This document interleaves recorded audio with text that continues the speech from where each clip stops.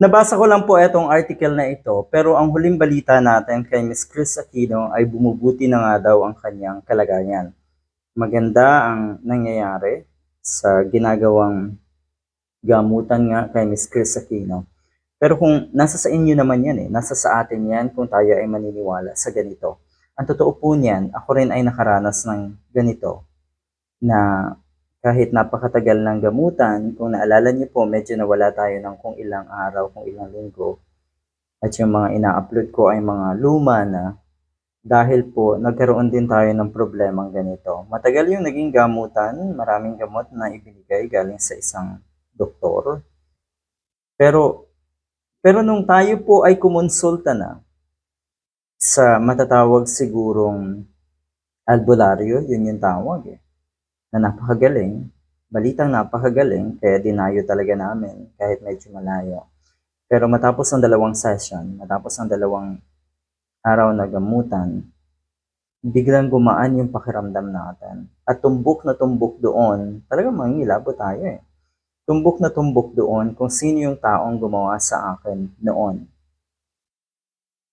Meron palang mga ganito klaseng demonyo sa ating panahon. Naandyan din pala, meron palang mga tao na kayang gawin ang ganitong klaseng kademonyohan na ayaw lumaban ng patas. Kalimitan, katulad din ng nangyari sa akin, galit at matinding inggit. So ako'y nagtataka, oo nga parang totoo yung kasabihan na kung ikaw ay nagsisikap sa buhay, ayaw na ayaw yan ng mga malalapit. Hindi naman mga kaibigan, pero yung mga taong naandyan, nakikita ka na umuunlad, nakikita ka na madali at masaya ang buhay dahil nagsisikap ka. Yun ang nangyari din siguro kay Miss Chris Aquino. Maraming galit. Sana yung galit natin ay ipahayag natin sa tamang paraan. Dahil kung mag-resort tayo sa mga ganitong klaseng laban, naandyan naman may nakatingin sa atin. Sigurado tayo, babalik at babalik yan sa mga taong gumagawa ng ganitong klaseng kahayupan. Ulitin ko sa panahon ngayon, meron pa palang mga ganitong klaseng tao. Ganito kademonyong tao. Ito yun ayon daw dito sa, nung una talaga, ulitin ko nung una talaga, ayoko maniwala. Pero nung naranasan ko, na biglang gumaan ang pakiramdam. Napakarami ko pong bukol dito sa liig, sa likod, sa bukol talaga siya. At ilang beses na tayong pabalik-balik sa hospital dito sa amin. May mga gamot, syempre, may mga test na ginawa, medyo hindi nila masyadong matumbok kung ano ang pinagmulan. Pero yun nga, nung matapos yung session namin, or gamutan, doon sa isang tinatawag nga nilang albularyo sa malayong lugar, talagang sobrang gaan ang naging pakiramdam natin. Yung tipong iba talaga. So doon na numbalik yung ating paniniwala na meron pa talagang ganitong nangyayari sa ating kasalukuyang panahon.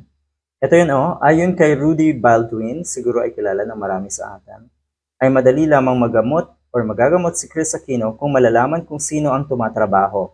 Yung kanyang term ay may tumatrabaho. Ganon din po yung nangyari sa akin. May tumatrabaho. Dahil daw sa sobrang inggit at sa sobrang galit. So yung galit, hindi mo alam, di ba? Diyos ko po, piliin po natin na maging mahinahon hanggat kaya natin. At iwasan natin yung galit dahil wala talagang maidudulot na magandang bagay yung galit sa puso natin. Yan naman ay choice talaga. Magagalit ka ba or magiging mahinahon ka lang sa isang sitwasyon halimbawa.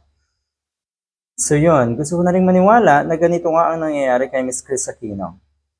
May isang individual daw na nasa likod ng kondisyon ni Miss Chris Aquino. Siguro yung term na gagamitan o ginagamit nila dito ay yung kinukulam, binabarang, at ganoon din po ang term na ginamit ng mga gagamot sa case ko. So, di ba minsan hindi mo talaga ubos maisip na sa panahong ito meron pa rin mga ganyang tao. Kaya kahit siguro anong pagsisikap minsan natin para mapabuti ang buhay, syempre natin, mapabuti ang buhay namin, pati na rin ng mga taong nasa paligid ko, ay talaga sigurong hindi maiiwasan din na mayroong mga tao naman na pilit kang babatakin pababa. Pilit kang hihilahin at galit na galit sila sa pag-angat mo. Sana huwag natin gayahin yung mga ganong klaseng tao. Ano ho? Subukan niyo po na maging masaya sa tagumpay ng iba. Sigurado tayo, susunod na rin ang tagumpay niyo. Good luck.